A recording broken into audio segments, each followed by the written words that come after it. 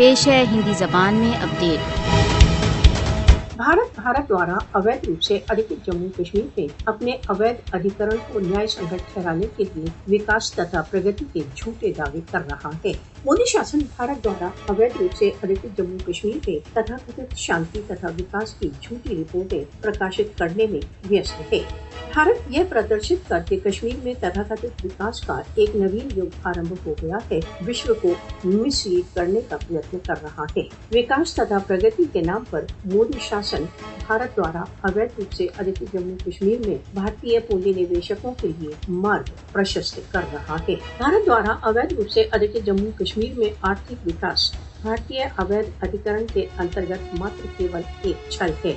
मोदी शासन की 5 अगस्त 2019 की कार्रवाई ने भारत द्वारा अवैध रूप से अधिकृत जम्मू कश्मीर को प्रत्येक क्षेत्र में अवनति के मार्ग पर डाल दिया है।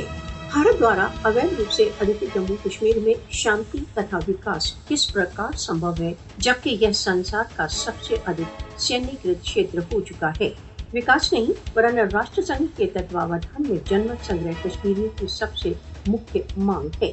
कश्मीरी शांति तथा विकास के विरुद्ध नहीं है, तथापि भारतीय दास्तां की बेड़ियों से मुक्ति उनका सबसे महत्वपूर्ण लक्ष्य है।